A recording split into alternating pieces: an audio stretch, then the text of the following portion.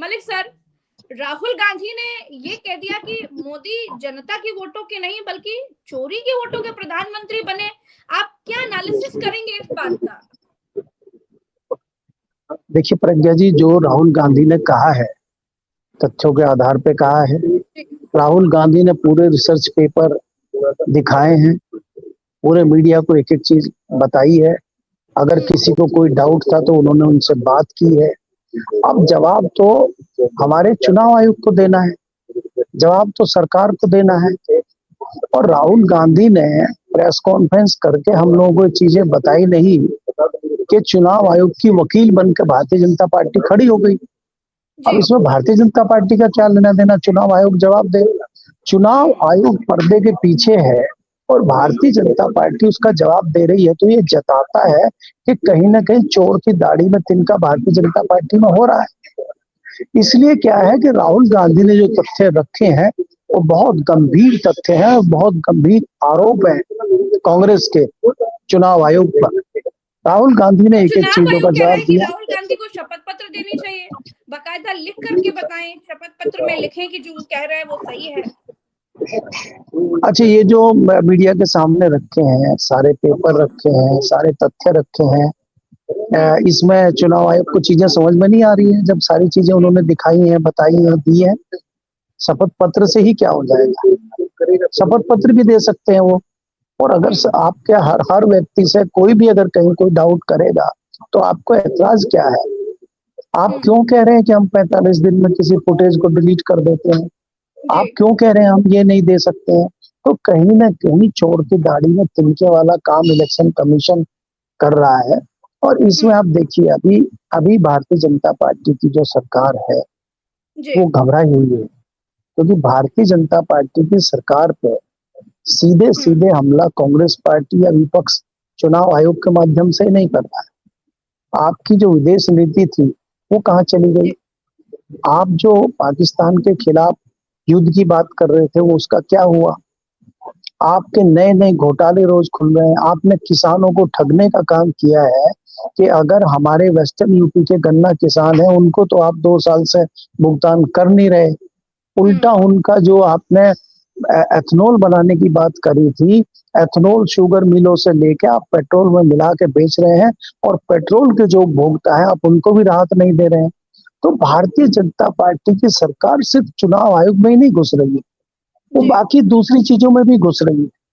जिस तरह की चोरी ये सरकार कर रही है और जिस प्रकार से उपभोक्ता को ठगने का काम कर रही है ये हर माध्यम से, उसका जवाब अभी सरकार को देना होगा और चुनाव आयोग को भी देना होगा। चुनाव आयोग पे ये कोई पहला आरोप नहीं है, लगातार आरोप लग रहे हैं, लगातार सबूत आते रहे हैं।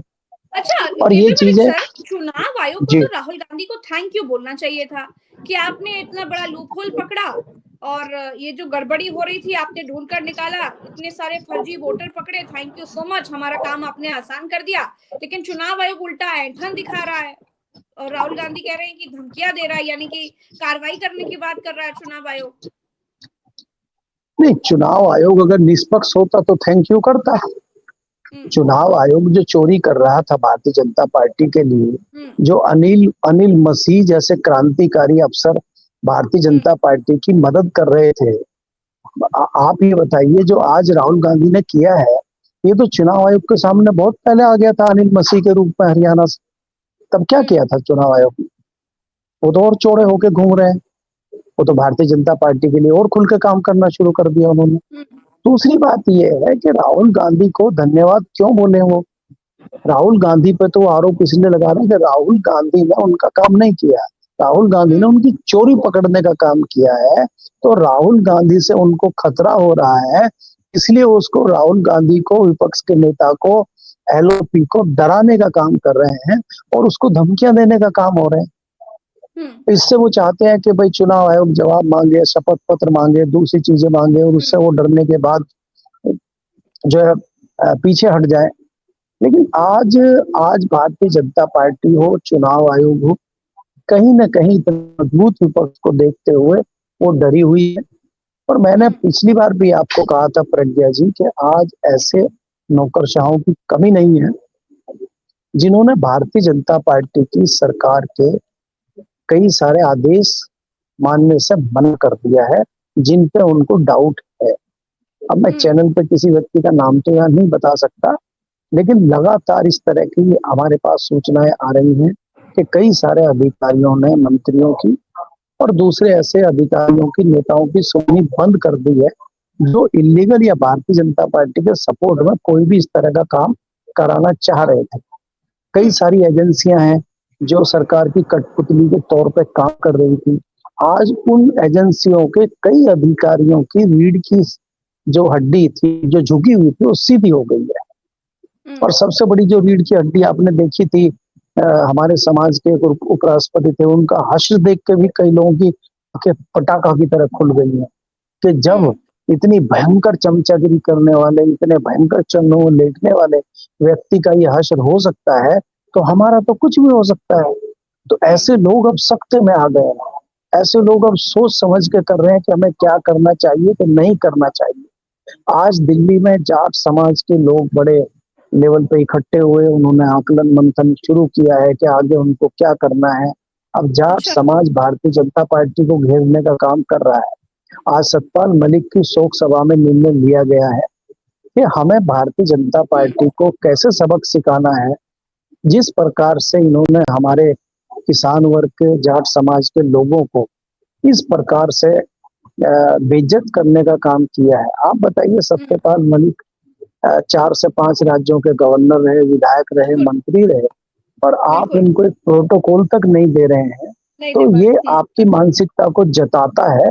तो उसका जवाब कहीं ना कहीं समाज मांग रहा है और समाज में एक भयंकर आक्रोश है। दूसरे जो हमारे महामहिम उपराष्ट्रपति जी थे, वो गायब हैं, उनका पता नहीं लग रहा है। तो समाज कहीं ना कहीं ये भी विचार कर रहा है कि क्या उनकी गायब होने की कोई पुलिस में एफआईआर कराई जाए, क्योंकि उनका तो कोई बयान नहीं आ रहा, उनका तो पता नहीं लग रहा कहाँ है, उनका फोन स्विच ऑफ है। तो इस प्रकार से समाज के साथ में जो पार्टी और ये सत्ताधारी दल जिस प्रकार से व्यवहार कर रहा है, उससे दूसरे समाज के लोग, दूसरे समाज के अधिकारी लोग सब सकते में हैं और सब डरे हुए हैं। किसी के पास सारी शक्तियां हैं राज करने की, साम दाम दंड भेद, तो समाज से उसे किस बात का डर। अच्छा, राहुल गांधी ने जो सवाल पूछे केपी मलिक सर, उस सवाल के जवाब देने के बजाय चुनाव आयोग इधर उधर की बात कर रही है। वो 5 सवाल बेहद महत्वपूर्ण है। जैसे राहुल गांधी ने पूछा कि विपक्ष को डिजिटल वोटर लिस्ट आखिर क्यों नहीं मिल रही है, चुनाव आयोग क्या छिपा रहा है। उन्होंने पूछा कि सीसीटीवी की वीडियो के सबूत मिटाए जा रहे हैं, वो क्यों और किसके कहने पर मिटाए जा रहे हैं। उन्होंने ये कहा कि फर्जी वोटिंग और वोटर लिस्ट में गड़बड़ी हुई, ये क्यों हुई आप बताएं। विपक्षी नेताओं को धमकाया और डराया क्यों जा रहा है। उन्होंने पूछा कि चुनाव आयोग साफ साफ बताइए कि क्या ईसीआई या बीजेपी का एजेंट बन चुका है। ऐसे सवाल चुनाव आयोग पर इससे पहले भारत देश में, भारत के राजनीतिक इतिहास में किसी ने नहीं पूछे। इतना ज्यादा चुनाव आयोग पर आरोप इससे पहले किसी ने नहीं लगा। ये छोटी बात नहीं है केपी मलिक सर कि एक विपक्ष का नेता, एक चुना हुआ सांसद ये कह रहा है कि जो हमारे देश के प्रधानमंत्री हैं वो जनता वनता के वोटों के नहीं है, वो चोरी के वोटों के प्रधानमंत्री बने हैं। तो ये एक बेहद गंभीर विषय है। मैं ये चाहूंगी कि आप ये समझाने की कोशिश करें, अगर राहुल गांधी जो कह रहे हैं वो सही साबित हो जाता है तो क्या हो सकता है। देखिए प्रज्ञा, इसमें कोई दो राय नहीं है कि चुनाव आयोग ने सत्ताधारी दल को सपोर्ट किया और बहुत आगे जाकर लिमिट क्रॉस करके सपोर्ट किया है। तमाम उदाहरण इसके हैं, चाहे आप हरियाणा लीजिए, चाहे महाराष्ट्र लीजिए, चाहे आप अभी फिलहाल में बिहार की बात करिए। पर क्योंकि कर्नाटक में कांग्रेस की सरकार है, इसलिए आसानी से उन्होंने इतने आंकड़े वहां से निकाल लिए। ये स्थिति खाली कर्नाटक की नहीं, ये तमाम राज्यों में है। आपके उत्तर प्रदेश में जहां बैठे हैं, उत्तर प्रदेश में तमाम शाम दाम दंड भेद करने के बावजूद भारतीय जनता पार्टी किसी तरह 33 सीटें ला पाई। अगर भारतीय जनता पार्टी के साथ चुनाव आयोग नहीं होता, भारतीय जनता पार्टी शाम दाम दंड भेद नहीं करती, तो 10 से 12 सीटें और कम कर दीजिए उत्तर प्रदेश में, यानी कि 33 में से अगर 12 सीटें कम कर देते हैं तो बीजेपी 21 पे सिमट गई। तो ये तो बीजेपी का हाल है। और कई उन्होंने तो डाउट, महामहिम प्रधानमंत्री जो हमारे हैं, माननीय प्रधानमंत्री जी, उनकी सीट पर भी सवाल खड़े कर दिए कि आखिर तक वो हार रहे थे, ऐसा क्या हो गया कि एकाएक प्रधानमंत्री जी जीत गए। तो उसमें भी कहीं ना कहीं उसकी भी जांच होनी चाहिए। लेकिन यहाँ हमारी जो बात प्रज्ञा हो रही है कि चुनाव आयोग को जवाब देना चाहिए, लेकिन चुनाव आयोग इसलिए जवाब नहीं देगा क्योंकि चुनाव आयोग भी एक एजेंसी है और वो भी सरकार की कठपुतली बन गई है। पहले हम मानते थे कि सीबीआई, ईडी या इनकम टैक्स जो संस्थाएं हैं ये सरकार का तोता होती हैं, सुप्रीम कोर्ट ने भी कहा था, और ये कहीं ना कहीं सरकार की कठपुतली होती है। उसी कठपुतली में एक नई कठपुतली आ गई है। तो इसलिए इसलिए जो है, इसलिए ये चीज सामने आ रही है कि तो एक ऐसे तो कठपुतली और केपी जुड़ मलिक गई साहब, है। चुनाव उनाव का कोई मतलब ही नहीं रह गया ना देश में फिर तो। नहीं, उसी पे मैं आ रहा हूँ। तो इस पे लोगों ने आह्वान किया है, कई लोगों ने, जो समझदार लोग हैं, विद्वान हैं, राजनीतिक जानकार हैं, उन्होंने एक सलाह विपक्ष को दी है कि आप सामूहिक बहिष्कार करिए और आप पार्लियामेंट से रिजाइन देके बाहर आइए। अगर इनको इसी प्रकार से सरकार चलानी है, देश चलाना है, तो इनका हवाले कर दीजिए, आप सड़क पे आइए।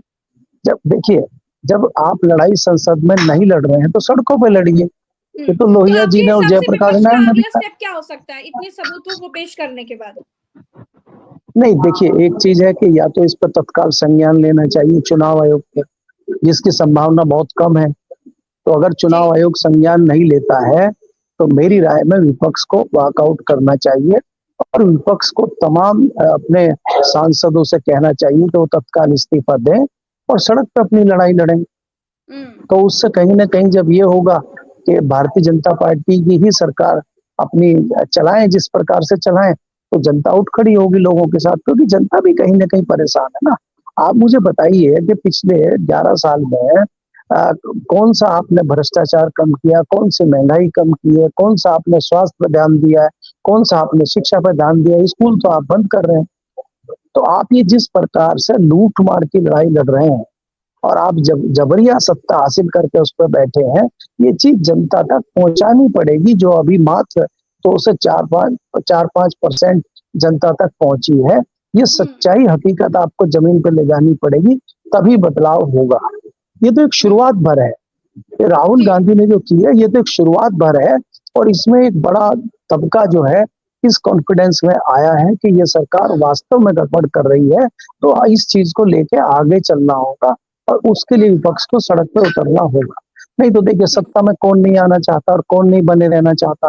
वो तो चाहते हैं हम कुर्सी पे बने रहें, उसके लिए तमाम एजेंसियां उनके साथ हैं। लेकिन जब तक लोग सड़कों पर नहीं उतरेंगे, विरोध नहीं करेंगे, तो मुझे नहीं लगता कि इसमें कुछ इसका रिजल्ट आएगा या राहुल गांधी अकेले अच्छा, कुछ कर सुनने में आ रहा पाएंगे। है केपी मलिक सर की नीतीश नायडू को भी अब बड़ी खलबली मच गई है जब से खुलासा हुआ है, जब से राहुल गांधी ने बात कही है कि मोदी चोरी के वोटों के प्रधानमंत्री बने हैं, तब से नीतीश नायडू भी सोच रहे हैं कि जो सरकार संवैधानिक तरीके से है ही नहीं, हम उसकी बैसाखी क्यों बने। क्या ऐसा है कि आपके तो सूत्र बहुत गहरे हैं, आपको तो सारी जानकारियां पहले मिल जाती है, बताएं। देखिए प्रज्ञा जी, मेरा मानना ये है कि नीतीश कुमार तो समाप्त हो चुके हैं। वो चाहे कुछ करें ना करें, वो समाप्त हो चुके हैं। उनकी पार्टी चुनाव में जाते ही टूटेगी।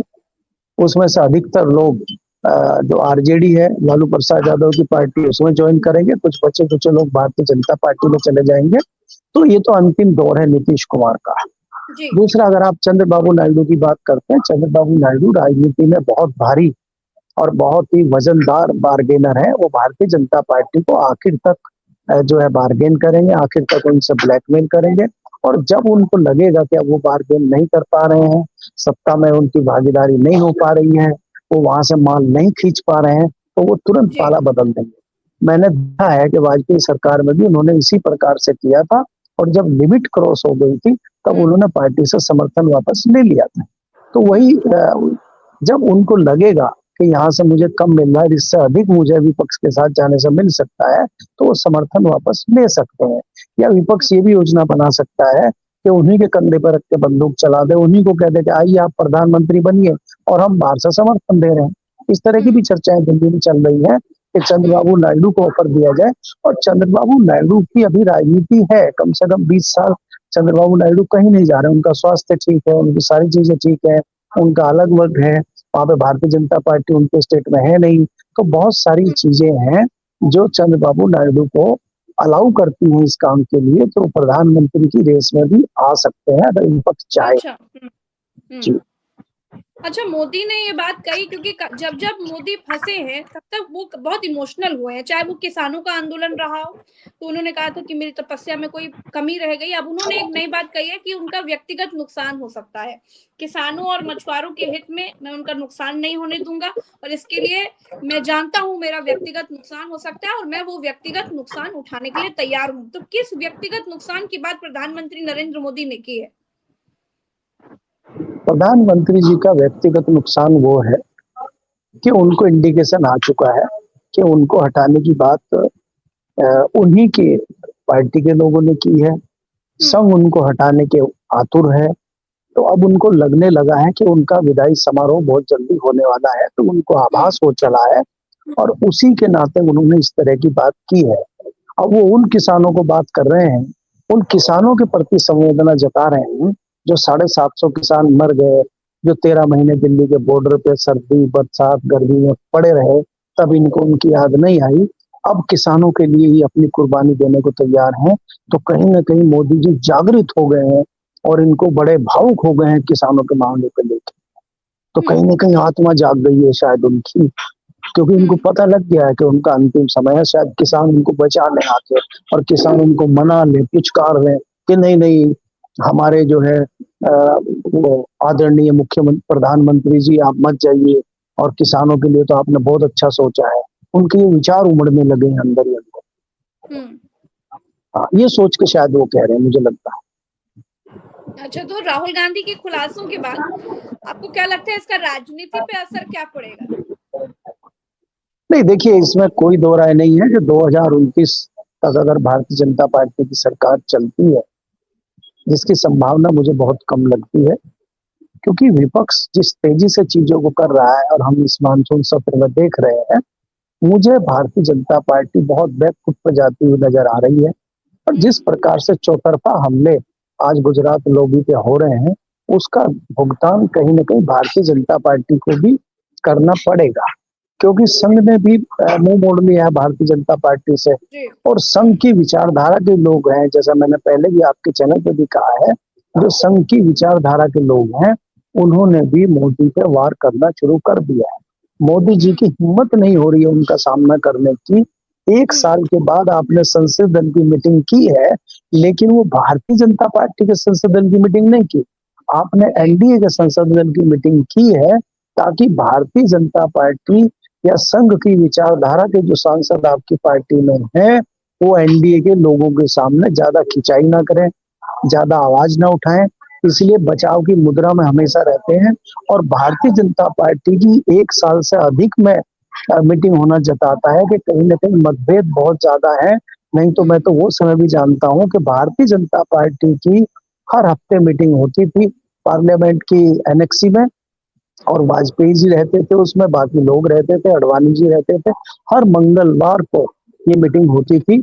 और ये परंपरा जब से मोदी जी का सेकंड टर्म शुरू हुआ है, ये परंपरा बंद कर दी गई है, क्योंकि अंदर से सवाल पूछे जा रहे हैं। और सवाल ये है कि ये जो नौकरशाह, रिटायर्ड नौकरशाह जो आपने मंत्री बना रखे हैं, इनका क्या योगदान पार्टी में है, कि ये किस विचारधारा के हैं, ये सरकार जाने के बाद पार्टी में रहेंगे कि नहीं रहेंगे, इसकी क्या गारंटी है। इस तरह के बहुत सारे सवाल उठ खड़े हुए हैं। एस जयशंकर को के आए थे आप विदेश नीति के नाम पे। विदेश नीति तो हमारी बहुत खराब रही। आप दूसरे लोगों को लेके आए थे, तो उनका हरदीप पुरी जी का क्या योगदान है भारतीय जनता पार्टी में, अश्विनी वैष्णव का क्या योगदान है, आर के सिंह जी 10 साल पावर मिनिस्टर रह के गए, तो उनका क्या योगदान है।